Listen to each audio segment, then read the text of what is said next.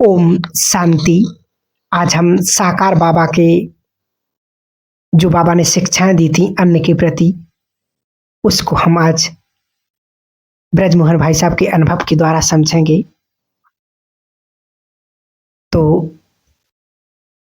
अपना अनुभव वो इस प्रकार के सुनाते हैं। बाबा ने कहा, राजयोगी भ्राता ब्रजमोहन भाई साहब ने कहा, उनसे प्रश्न पूछा कि भाई जी, साकार बाबा अन्न के प्रति किस प्रकार की डायरेक्शन देते थे, हमें कैसे खाना है या कैसे बनाना है। तो उत्तर में कहा, ईश्वरीय यज्ञ का एक मौलिक नियम था कि अन्न का मन पर बहुत बड़ा प्रभाव पड़ता है। साकार ब्रह्मा बाबा इस बात पर बहुत ही ध्यान देते थे, क्योंकि हमें मन को शुद्ध करना है, मन को कंट्रोल में लाना है। तो ऐसा कोई भोजन नहीं होना चाहिए जिससे मन आउट ऑफ कंट्रोल हो सके। इसलिए बाबा ने कहा, इसे मलेच्छ का भोजन ये शब्द यूज करते थे। उसमें बाबा कहते थे मांसाहार है, नशाहा करना, जो मन को तमो प्रधान बनाती है, दूषित बनाती है। जब 1936-37 में ईश्वर यज्ञ स्थापित होगा तो बाबा कहते थे कि बाबा ब्रह्मा के बच्चे ब्राह्मण हैं और ब्राह्मणों का पहला कर्तव्य है शुद्धि, बाहर की भी शुद्धि और अंदर की भी शुद्धि। बाहर की शुद्धि के लिए बाबा कहते थे कोई भी व्यक्ति यदि टॉयलेट जाता है तो इसको स्नान करना आवश्यक है, बिना स्नान के व्यक्ति अशुद्ध है।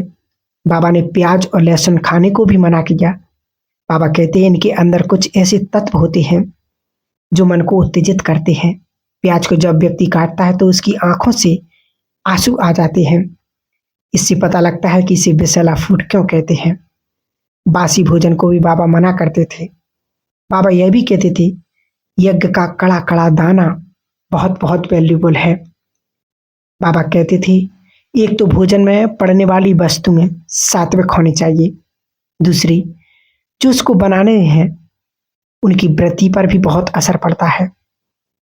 बाबा खास तौर पर ध्यान खिंचवाते थे, क्योंकि भोजन बनाने वालों की यही विशेष सेवा रहती थी कि वो योगयुक्त होकर के परमात्मा की याद में सब्जी काटें, दाल बनाएं। बाबा कहते थे कि भोजन तैयार हो जाता है तो उसको फिर शिव बाबा को भोग लगाएं ताकि उसमें शक्ति आ जाए।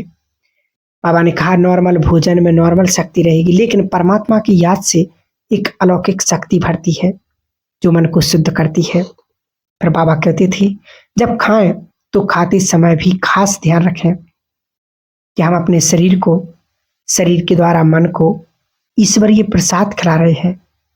उसी ध्यान में रह करके खाएंगे, बाबा की याद में खाएंगे, बातचीत नहीं करेंगे तो बहुत बड़ा आत्मशुद्धि का साधन है।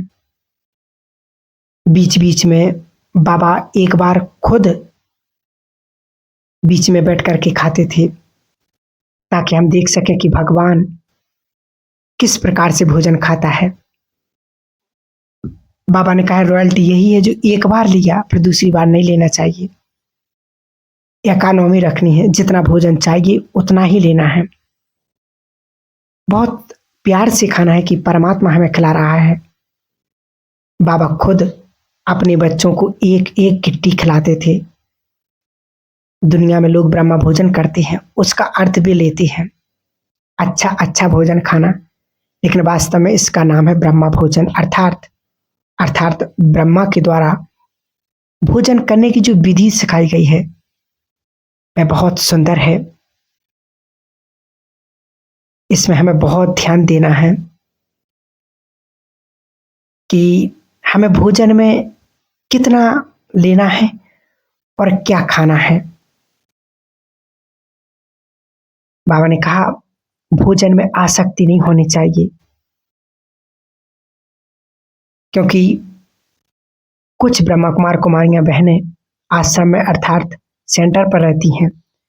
आश्रम में जो बनता है वह खाते हैं, लेकिन जो बाहर रहते हैं उनको कई प्रकार की परिस्थितियां आती हैं। कईयों को जॉब पर जाना पड़ता है, कईयों को और जगह जाना पड़ता है। मुझे खुद भी एक जॉब अच्छा मिला था कि उसमें ये था कि खाना फ्री देते थे, लेकिन उनका खाना हम खा नहीं सकते थे, इसलिए मैंने वो जॉब नहीं किया। बाबा हर एक को उसकी परिस्थिति के अनुसार राय देते थे, लेकिन जो राय एक को दे देते थे उसको कोई कॉपी कर लेते थे कि उसको बाबा ने परमिशन दी है, मैं भी कर लूं, तो वह बहुत धोखा खाता है। बाबा कहते हैं, मैं हर बच्चे की परिस्थिति को देख कर के राय देता हूँ। कई बार गृहस्थियों को शादी पर जाना पड़ता है, रिश्तेदारियां हैं, जाते हैं तो क्या करें।